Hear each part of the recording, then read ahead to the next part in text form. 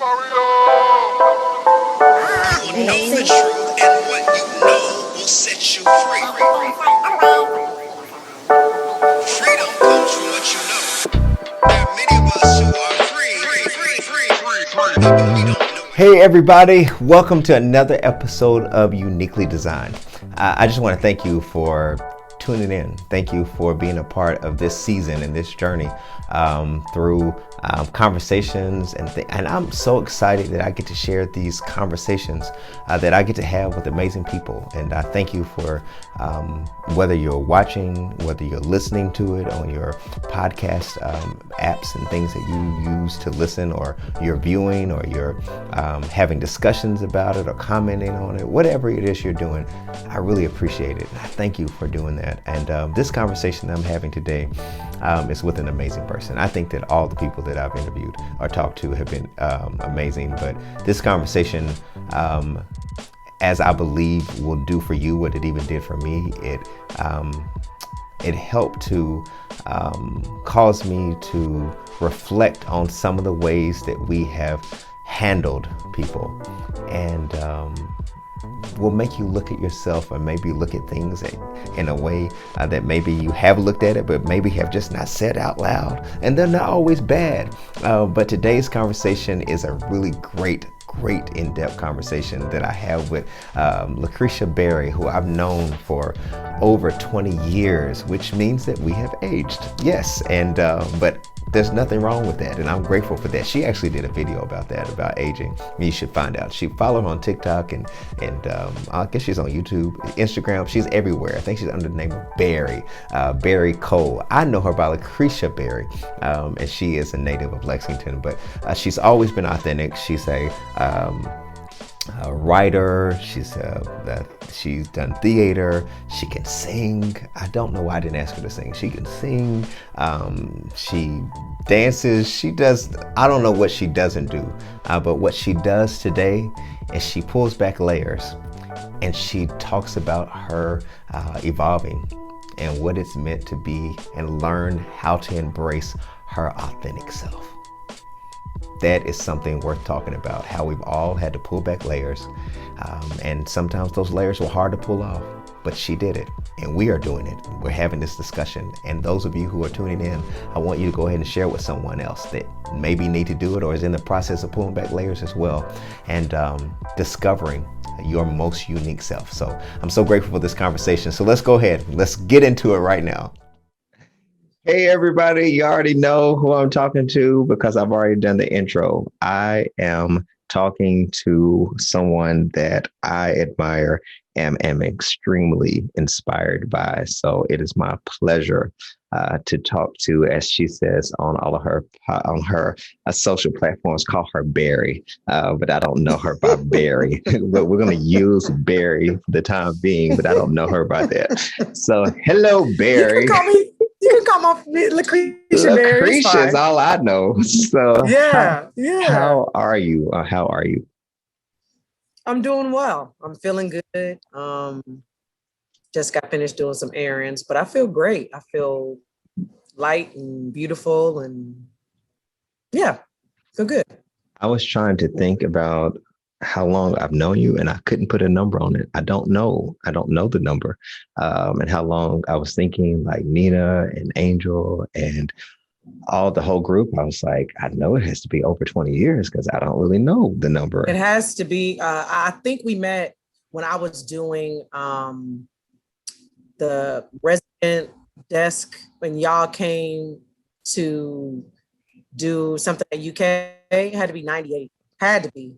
That was like Upward Bound. Had to be 97, 98, something like that, because I remember seeing you in a dorm and you weren't necessarily in college yet, but I had already completed 1 year of college when I met you. Oh, Lord. Yes, that was probably Upward Bound. Yeah, that's right. Yeah. Yeah. Wow. I think I was working as a janitor, I think, at UK. And I ran into, I don't know, it was like 90s, late 90s, 97, 98, something like that. 90s. I mean, and the Late fact that it 90s. seems like it was so long ago, and no, it doesn't feel like it was so long ago. It feels like yesterday. I don't know what is in my eyes, wearing me out.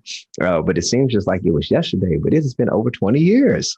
How do Yeah. you feel about that? Like, how do you feel just in general, like looking back at some of the people that you knew from 20 years ago and see them doing different things in different lanes in different areas? How does that feel to look and see how all of us have evolved in some way? I think I feel grown. It feels great. I feel sure of myself, and I am overjoyed with the amount of success that all of my friends have garnered over the past 15, 20 years, because it's been at least 18 since I graduated college. So I feel like the word is late bloomer because I really came into my own in my late 30s, right? A lot of the 20s and 30s was just like, what am I doing? I don't know what I'm doing. And once I hit 40, I feel young all over again. That's first. And second, I feel more sure and confident of my choices. Like I feel young old at the same time. Like I'm a young veteran, a young veteran. And I'm just happy to see, the success of you and what you're doing in your ministry. Angel, Nina, all the people that we grew up with are doing very well for themselves, only because like as young people, we were so determined to get what we wanted to get. So I'm just inspired, but also like there's more to come.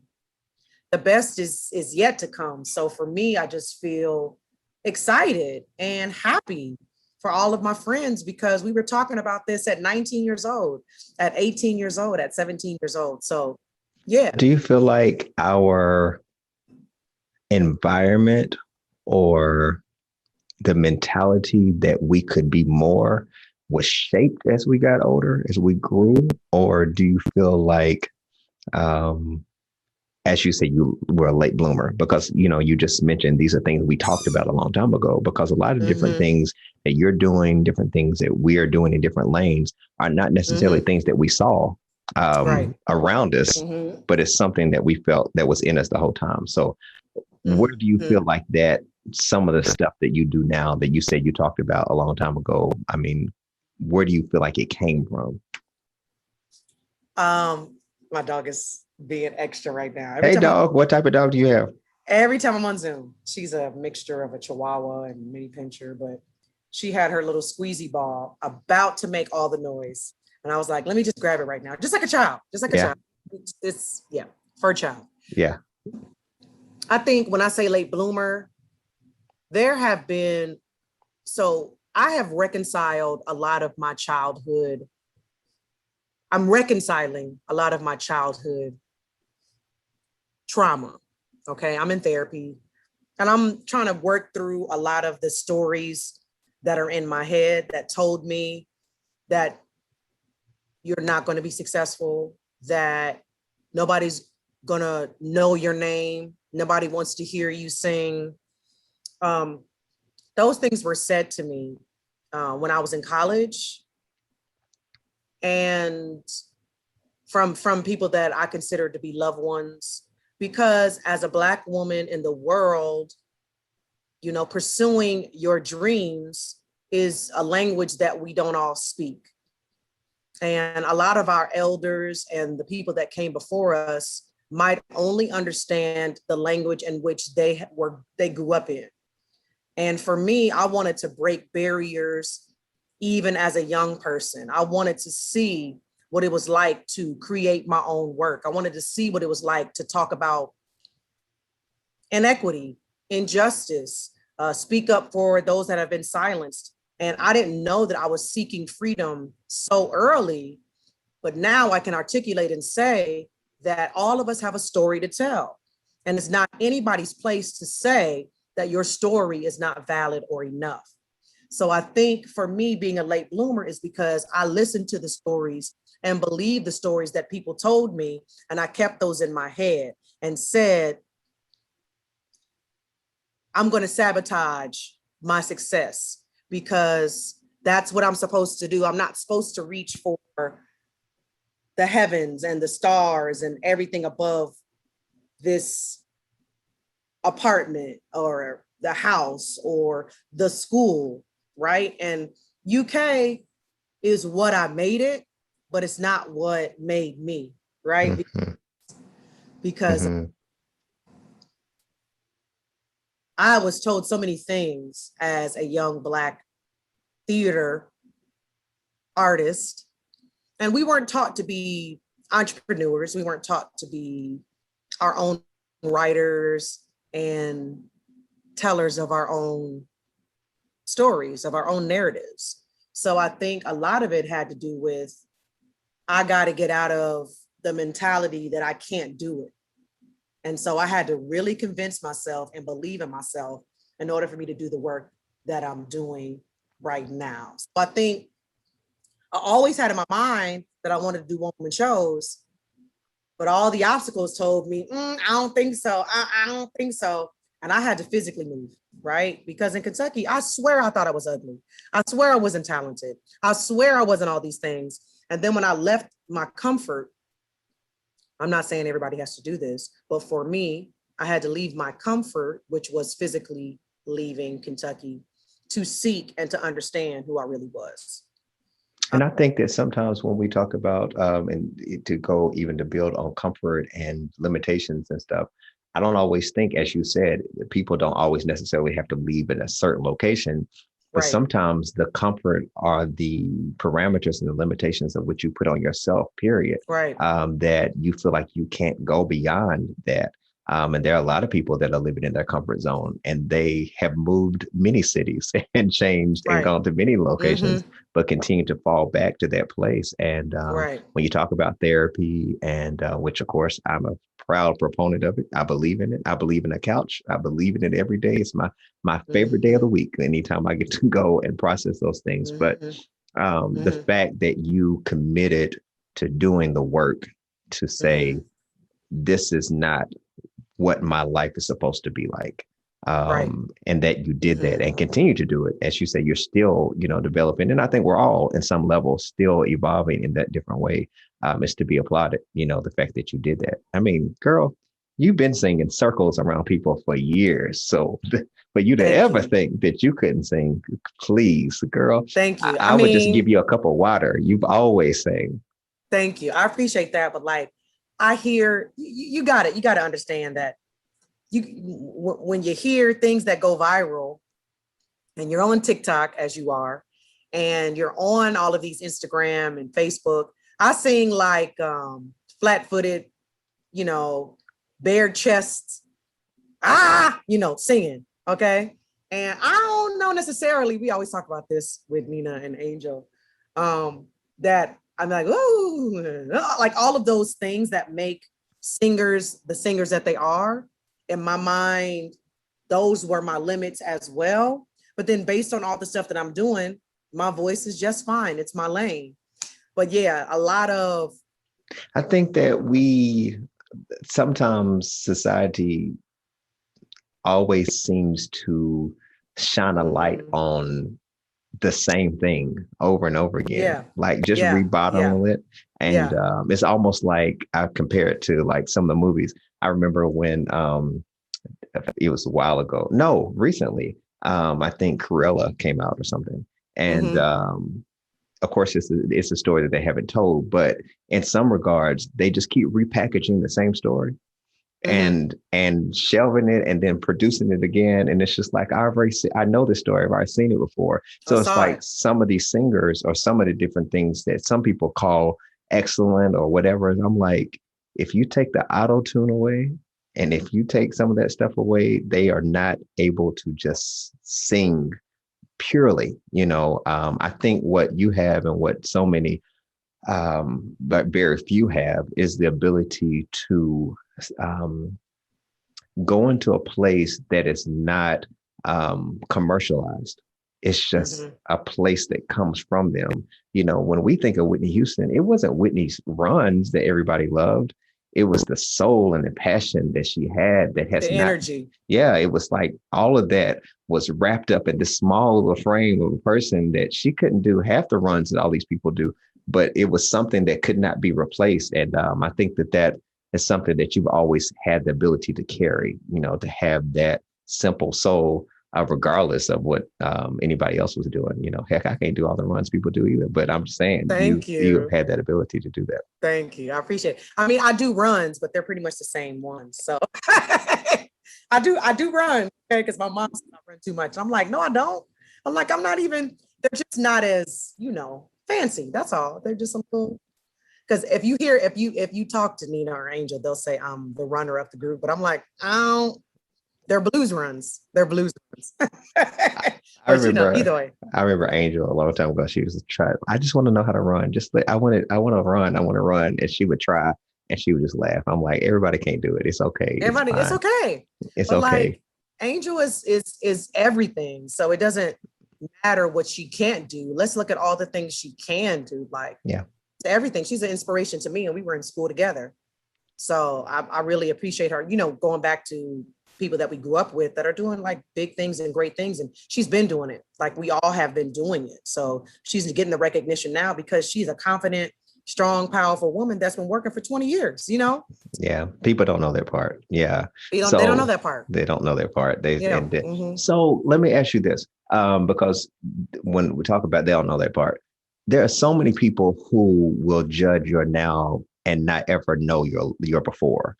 Yeah. Not just you particularly, but even as our race of people, there are a lot of people who they shouldn't have this type of status and they shouldn't have this opportunity. And they don't know all the no's they've heard, all the work they've done, all the different things. Like on a TikTok, you're a viral sensation. Everybody is following you. I don't know who's not following you. I think I looked on the other day and Kamala Harris was following you. I mean, like everybody's following. No, I'm just saying. I'm just saying that is that is the sphere of what you've gone into, that everybody is inspired by what you do, funny. Instagram or whatever. How do you occupy the space where you don't always have to defend the stories that got you to where you are or continue to build you to where you're going?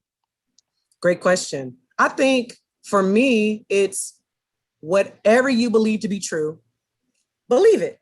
I've gotten to a place now where I have worried myself to sickness because I don't want somebody to think something negatively about me. Okay. And when I was younger, you know what I'm saying? Growing up the way I grew up, very strict household. If people weren't raised the way I was raised and carried themselves the way I carried myself, you can't even be in my atmosphere, in my environment. Okay. And when I got to college, those things started to wane a little bit. But even when I graduated and came to New York, it's like, I'm still this good Black girl that doesn't allow any of that in my space. So I think I have to come to grips with, I treated people unkindly. And they're going to have stories about me that I'm not going to just readily tell.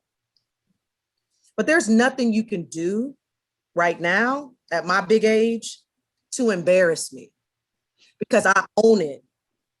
I own my mistakes. I own the things that I've done wrong. And I also own I own my triumphs and my successes. But I think Instagram particularly is about perfection and shininess. And I think what has happened with TikTok, especially over the pandemic, is authentic. I'm talking directly to the camera. I'm not doing a viral dance. I am Lacresha Denise Berry, AKA Berry. Let me tell y'all something. You know what I mean? Like, that is just what has happened in TikTok. And I think Instagram has only grown because my TikTok has grown. Before with Instagram, it was like hard to even get 1,000 followers in a year.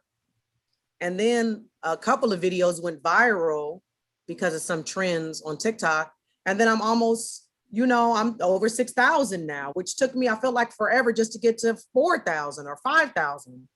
So like when I started TikTok, I might've been at 4,500 and now I'm at like 6,100 or almost 6,200, which is still, small compared to other accounts that we know. But TikTok is because of that, me being authentic, me talking to the camera. I'm not dancing. Sometimes I'm singing, sometimes I'm doing trends. But for the most part, I'm talking about my lived experience. And I think we think, and I've thought in the past, that I had to be this perfect, edited person to present. And now I'm like, you know what? This pandemic has really exposed inauthenticity, right? It has exposed feigned attitudes and behaviors. And so I'm going to be as real as you can get. Yeah. So Yeah. I don't hold back, but I do, and I am mindful of the words that come out of my mouth. I'm going to be truthful, but I'm also going to be mindful that the words that I'm saying are deliberate and on purpose. And I think that's what has been helpful in the internet social media space. I've been doing also like hair vlogging, makeup vlogging, things like that. And people don't have to know me to pay me. That's where I'm at right now. I don't have to be Tweet it, known. people.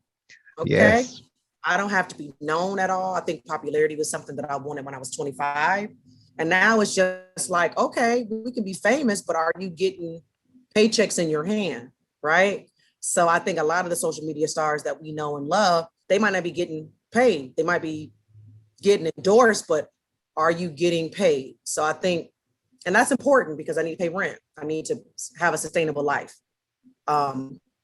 Is a millionaire my goal? Sure, I would love more money. In addition to having more money, can I pay my bills with the things that I'm creating? Mm-hmm. If I can do that, being famous is trivial.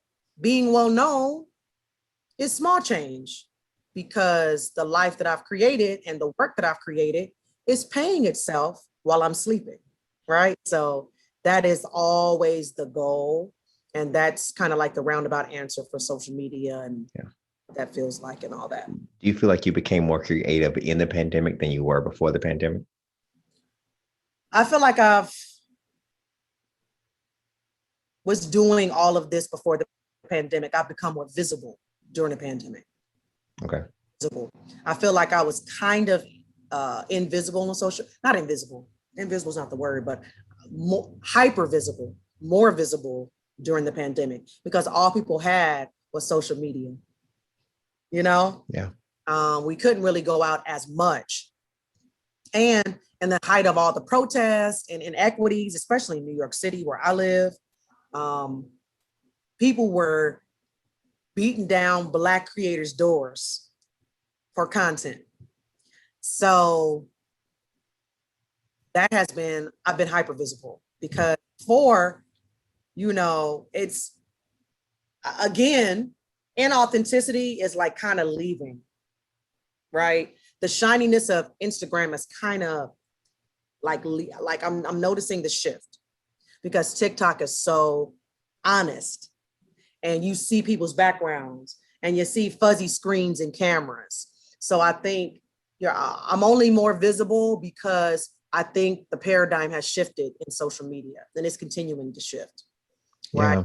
So, I'm thankful for that. I'm really thankful because I went viral last year because racists at my dog park was whispering about the protest in front of me, but they wouldn't say it out loud. So I recorded how I felt about that. And next thing I know, I'm at 10K. I don't, it's at 10, it's like 7K, like 4K, 7K, then 10K within the month of me posting that video. So things happen so quickly. I was like, oh, okay. And from there, I just like talking works. Do you feel like you've always been a part of activism and making sounds that are disturbing the comfort zones of people to make sure there's change happening? Do you feel like you've always been at that, or do you feel like it's something that's continued to evolve? Yes, to both. I feel like I've always, and you can ask Angel this because this happened in college, but I was a part of, I'm not going to say the name of it, but there was a musical review in Lexington that's pretty well known, led by a very well-known Black UK professor, or a former professor. And it was like a night of Broadway singing. And one time I was super woke in college, super woke. Okay. That was my thing. I was like the first person to cut their hair off. I was mad natural in 2000. Like, it was before natural was a trend, right? I was that one. But there was a song called Mame. And one of the lines was, "You make the cotton easy to pick, Mame. You give my oatmeal julep a kick, Mame." You know, that. And I didn't like that line. I was like, "You make the cotton easy to pick? A white lady in a musical makes the cotton easy to pick?"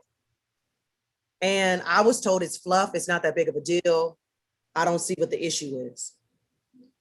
And I have a very urban sounding voice, right? So when I was in front of these classically trained singers, I took music lessons all of college. I was in there getting trained to lay your tongue flat and to sing and to use your diaphragm and to articulate and to know how to say your vowels when you're singing, right? All of these things I was taught. Whistle tone, chest voice, head voice, all these things were taught.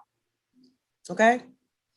And so I was treated like, oh, that's the urban soulful singer who doesn't know a thing about singing. And she's worried about the wrong things, right? And there was only 3 or 4 of us at the time that were in there that got accepted. But I sang like, I'm changing in the audition, you know? And everybody else is singing songs from like Hello Dolly and Pajama Game and Oklahoma and all the things that we were raised on. But I'm going, look at me, you know, 20 years old. Look at me. You know.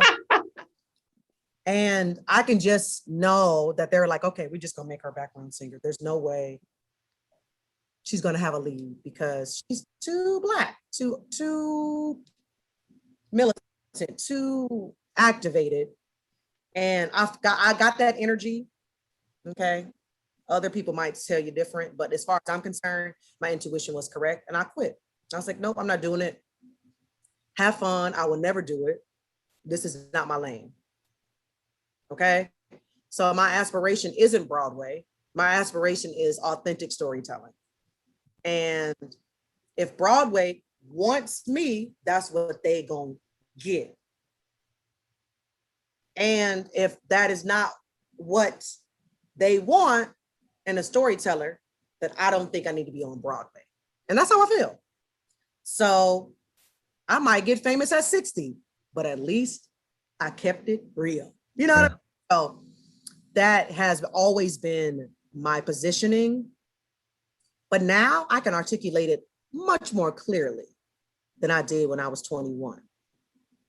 I've never known you to be inauthentic. I know that you have, you know, you say you have evolved in your train of thought and, of course, being able to now articulate it clearly. But I've always known you to be consistently the same. Like, I don't know another version of you. If anybody ever told me something different, I'm like, no, she's pretty much been the same way that I've known her. Brutally honest was when I was young.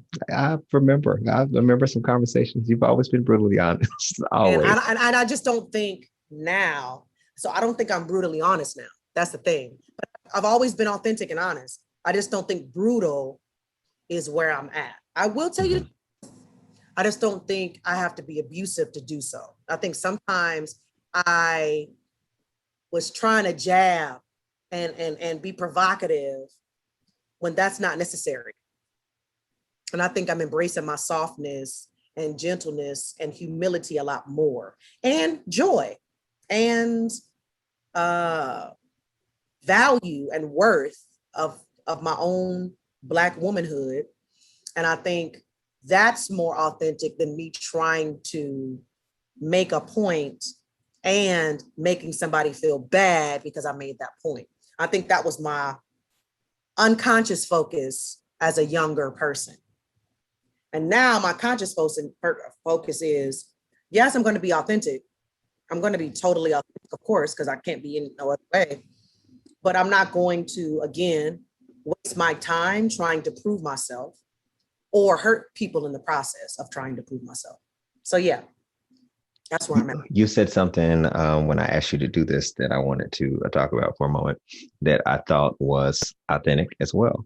When I told you what I wanted to do, wanted to have you on, of course, your first response was, "Are you sure you got the right person?" I was like, "Yeah, I do." And I told you what we would talk about, different things. And I remember you saying, and I appreciated you for saying that. You were like, I don't know if I can talk about faith or anything. And I was like, you are grounded by something that I do know, because there's no way that you can maneuver and navigate life without there being some center to your existence and how you have established. So I wanted to, for there's a lot of people who are trying to find themselves and where they fit in the space of this world and don't know what to call what they believe in or what their center is. So I just wanted to see what your thoughts are on that, and how did you land on just because I appreciated you being able to say, I can't talk about that. And I was like, yes, you can. You can talk about whatever you want to talk about, how you landed where you are, and for me, I wouldn't ask you on here. First of all, if we weren't connected, that's the first thing to establish that, I believe in what it is you do, and I believe in who you are, and our belief systems and what they are. That doesn't dictate my relationship with people, so I just wanted to see your thoughts, on that. Thank you for that question. I think being thoughtful about how you even worded it, I think that's important. I respect you. So therefore I said that out of respect because of what you've created in your ministry. So I respect that. And just talking to you right now, I've been put at ease and I'm calmer because of your energy. And I haven't always received that from people in the faith. I will say that I was a part of a religious organization that was abusive. I was born and raised in it from birth until 39 years old. And I wouldn't go back to an organized religion. And for me, I know that I have a gift that threatens people, that threatens the people that I considered loved ones in this community. Me singing and being free was controlled. Everything about my voice, everything about how I dressed, talked, wore my hair. I had to wear wigs to cover up my natural hair. Everything about me was controlled. Everything. And I believe if I was divinely created, then so was this voice. So is this body. So is everything that I am feeling inside of my soul that I can't shake. So I wasn't affirmed as a young person. I had to affirm myself. I wasn't affirmed as a young person. I had to affirm myself. And it's really just a divine calling that I cannot explain other than it's always been in my soul to do so.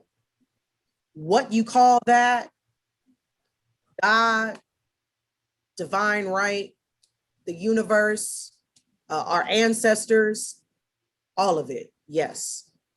I just know that I'm connected spiritually. And I've always felt that way. I just couldn't articulate it, okay? But I don't believe that if I believe in God or a higher power, that I should abuse anybody because of that belief. And faith for me is treating people with respect, compassion, and kindness. That is what I believe in. That is my belief system. a clear conscience because I am connecting authentically with people and treating them with kindness and respect. I was talking to my therapist about this today because I'm in therapy because of that, you know, and I'm not good enough. You know, these are the words. I'm not good enough. I'll never be good enough. I'm scared of being successful. All of these things were put into my head by people that claimed they loved God. You are not going to make it. You are not somebody that I'm going to spend money on to see in a show. So when I go back to Kentucky, I'm not saying everybody, but a lot of my elders, right? I've reconciled a lot of healing with my mother. So I'm very happy with our relationship. But a lot of the elders that raised me, right, were telling me that I'm not going to amount to anything. Were telling me I'm too focused on the world. So it messes with your psyche as a young person. And it really changes how you feel. College wasn't encouraged. You're only supposed to worship. That's all you do in your life. That's it. So everything that I was a rebellion. And I'm like, if I'm created in the divine's image, then I should be accepted. I should be accepted. There should be no shame or guilt involved in this belief system. And so I started to create work that spoke from my soul. And that started the success. Brown Girl Bluegrass came from a place of, once my father passed away, I wanted to reconnect with my ancestors. That was a divine calling. So my church or my assembly happened by creating shows and connecting with people that saw themselves in me and that see themselves in me, finding my people, finding my crowd, right? That's what my belief system is, taking care of my community, loving on my Black folks, loving on the people that I value, and creating a system of care that goes beyond acts of service. But like, how are you? Did you meditate today? Did you walk? Did you get some fresh air? Did you drink water? You know what I'm saying? Did you tell somebody that you love them? You know, did you write? You know, all these things that help us to connect to our spirit. I just think that's more important than rules that say a certain way, if I believe this. So this is the first time I'm kind of openly talking about it in depth.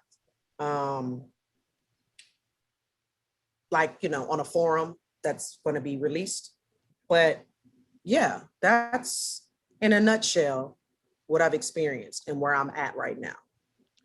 So a little backstory. One, I want to thank you for sharing that. Secondly, I want to thank you for sharing that. Thirdly, I want to thank you for sharing that. Because one, it takes courage to do that.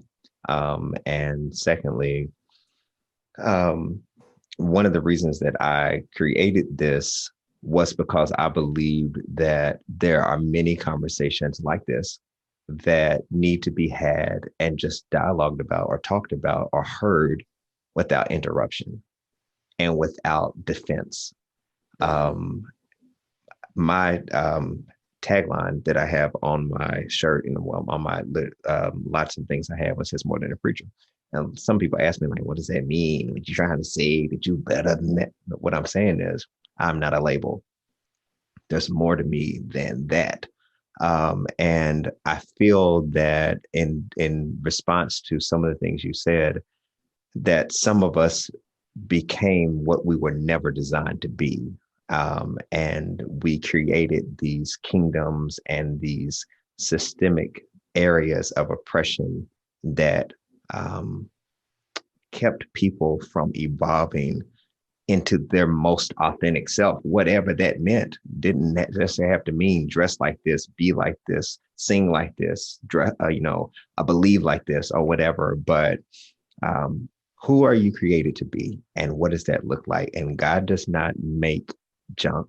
He does not create things and then dictate how they're created. I think that many people have been hurt and thrown off by a system that was never supposed to be created in that way or never supposed to be used in that way. So I want to, and even though I didn't do it, but I just want to apologize for the way of which we have presented what was supposed to be just the pure, authentic love of God, period, without how you're supposed to get there, but just his love. And I think we've done a disservice. I know we have. And there are a group of people who don't want to be a part of it because we have made it an institution and we have made it a prison, and how you're not able to grow. And I just your story made me sad, actually, not in the sense of that you're off and you left or whatever, but just the things. It's such a common story, is what I'm saying. It's such a commonality that there are so many people that we have wounded and not helped. And people are out there. You're in therapy, not because of it, but it's a part of it, because of stuff we did. And it's just like, this is foolish. And the thing is, we're children. Why are you browbeating children? Let children be. But I was so scared to make decisions. I was so scared to do anything that I couldn't even be an adult because every decision that I made, I was scared to make. I was encouraged not even to go to New York. So I just think it's not anybody's fault per se. I think it all stems to colonialism, and white supremacy is the center of a lot of our oppressive tactics. We think if we conquer people, they're going to believe. And it's not conquering anything, it's allowing. It's receiving. And I even think about how I've changed even with relationships. I'm not conquering or changing a partner. They are who they are, and I love them for that. Period. And I think a lot of my relationships have not gone well because I have a limited view of love, a limited view of compassion, or I had one. And as I've gotten older, I go, wow, I really did all of these things because I thought this is how I got a man. This is how I get a significant other. And now I'm unmarried, child-free. I don't want to say childless, but child-free because it's on purpose.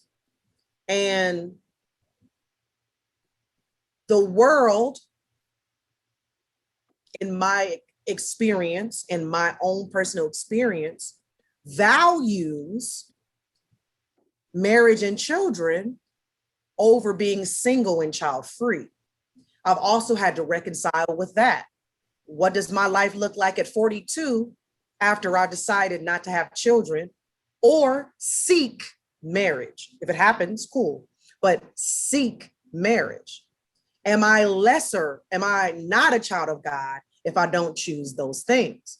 But because everybody around me in the world and religious organizations say your value is tied to being married to a person.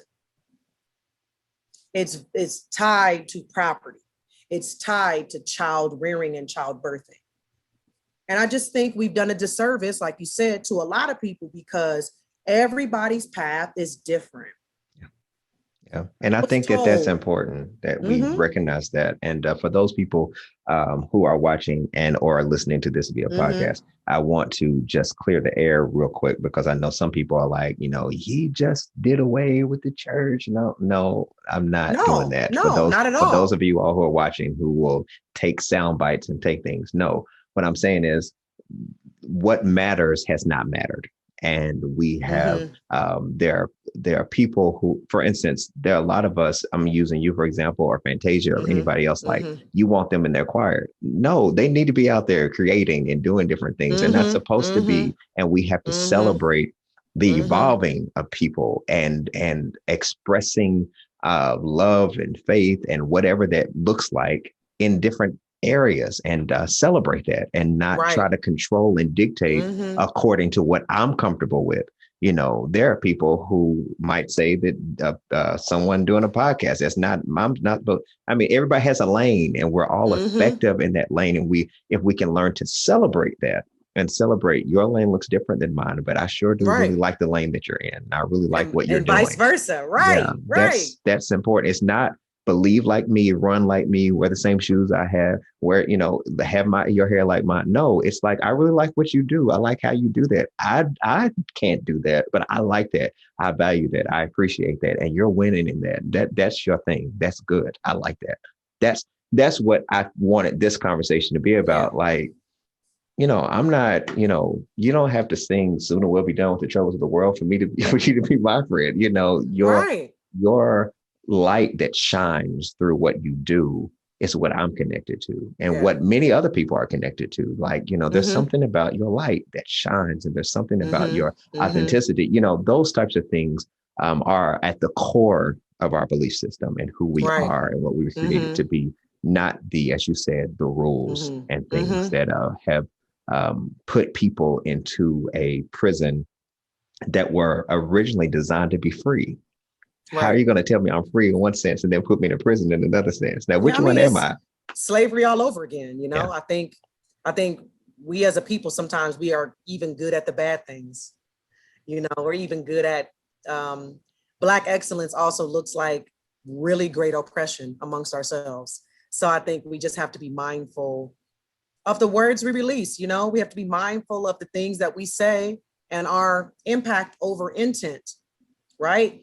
Your intention might be to see me get closer to God, but the impact might be uh, abusive mentally and verbally. And And sometimes we do what has been handed to us. That's yeah, what we you saw. recycle it. And a lot of us have not addressed our traumas because, I've been reading books on trauma. And Resman Menachem, who is this somatic therapist, he always talks about how your grandmother passed on that trauma to your mom, and your mom passed it on to you. So if you never address those things in your body, you're going to just recreate it. It's up to us as young people, as young veterans, to say it stops with me. I love this young veteran thing. I think I'm going to use that. I really like Young that. veteran, Yeah, this young young veteran veterans. thing. It stops with you, Mario. It stops with me, right? It's you creating more than a preacher. It stops with you. How many of us looked at our preacher like, oh, they're human? I definitely did not. I looked at my I preacher like didn't you either. could do no wrong, and if you mess up, it's the end of my world. That's it. Like you are the called person of God, and if you mess up, then what does that say about me, right? But you are stopping the trauma in its tracks by changing the narrative, right? And so I think it's up to the generations that come after to really question why. Why did we do that? Because that's harmful, and I want to be helpful, right? So I'll say that Mhm. in my classrooms, was that helpful or harmful? Harmful. Okay, so we're helpful. We're not harmful in this class, right? So let's just be more aware of that. And just because it wasn't harmful to you doesn't mean it wasn't harmful to anybody Yeah. else. So, I think it's just important to have healthy discussions and also just to be kind.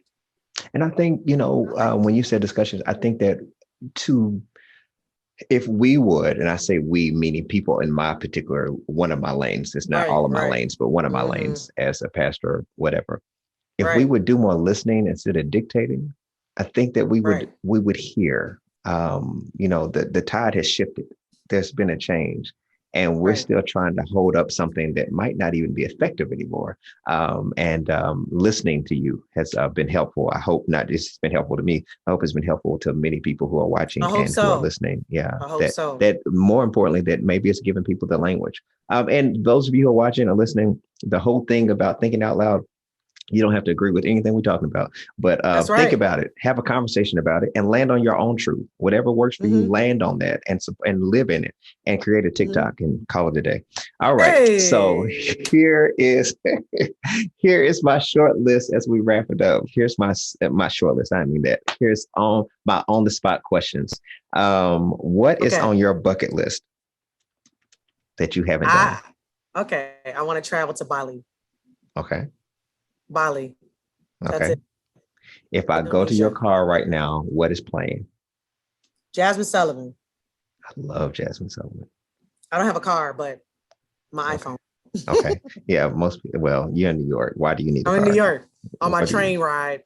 yeah. What is on your nightstand? Nightstand. Candles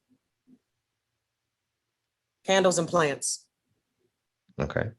What does downtime look like for you? Eating lemon cake and walking my dog. Okay. Okay. Yeah. Yeah. Who would you meet? If you met this person, whoever they are, what person would you meet that would probably leave you speechless? Stevie Wonder. And if Prince was still alive, Prince, but Stevie Wonder. Stevie Wonder. I would Yeah. probably cry. Yeah. Yeah. If you could go back in time and interview one person, who would it be? Toni Morrison. That would be a loaded conversation. Toni Morrison. What Or James about Baldwin. Toni Morrison. what about them? Well, I don't even know why I asked you that because I mean it's obvious what. She's my favorite author of all time. Her death wrecked me for like a week. And I'm still sad that she passed away. She was 88 years old, but her life story is so aligned with mine. I just, she she has been the catalyst for me to be a writer or to me to want to write. Yeah. Tell me something funny about anything that to this day still makes you weak at the thought of it. Yo, me, Angel, and Nina singing at a lady named Miss Martha, her wedding. And we all were singing Love by Kirk Franklin. To this day, Angels singing on that song makes me cry in a funny way. If we could ever replay that scene at her wedding, first of all, Angel was cracking me up since I was a kid, since we were teenagers, okay? Since we had, like she says, ones before our ages. This girl has been, because we were in all these classes together. We're in so many classes in college together. It's ridiculous how many classes we were together. We were like peas in a pod in college because every class I had with Angel, almost, right? So that story, hilarious. Crying with laughter. Her singing at Miss Martha's wedding. Dying to this day. To this day. I had to ask her about that. For those of you, we've referenced Angel and Nina a few times, so some of y'all like, who are they talking about? Angel, we're talking about that chick Angel, if you know that. Of Yes. course, Oh my gosh. Nina is the Read Bunch on Instagram. So Yes. those are Yes. My people. lovely people. I love them so much. I love them so much. They're like a huge reason for my success and growth are those two women. Yeah. Nina said something when Angel came to Comedy Off Broadway. And she said, I think I posted it, I don't know, but she said, look at us. She said, and we're just getting started. Yeah. And it just went through me. It just resonated. It just landed in so many spaces to me, to think that we haven't arrived, but that we're just getting started. I went to my car thinking about that. I was just like, we're just getting Preach, started. Nina. You know, Preach, Nina. I was so, and she just said it like matter of fact, just like, Yeah. I And mean, she like she believes looked at it. me, we were hugging, and she was just like, Mario. She said, Mhm. look at us. And we were looking Mhm. like angels over there talking, taking pictures and stuff. She said, we're just getting started. That's And right. That's right. I said that I want to end there because when I look at you and the different ones, of course, we do know the joy it is that you and many others never stopped or settled and never became status quo. So I'm proud of all that you're doing, all you're accomplishing, and how you continue to inspire. I'm not surprised by any of it by any means. I'm excited about what all of our future looks like, but I think it's a great way to end that we're just getting started. So for those who are watching and those who are tuned in right now, I want you to speak to all creatives and people that are on their own journey that might be much younger than we are or might be at the same age and are Mhm. just like, I don't know how to do this thing and how do I keep doing it? And what is it that you would like to speak to any of them, whatever, however you want to wrap it up and say something to them? Well, I think the theme of this whole conversation, thank you so much for having me, first of all. I really appreciate it. And I think the theme of this conversation that we've had, of this podcast that we've had, is be yourself.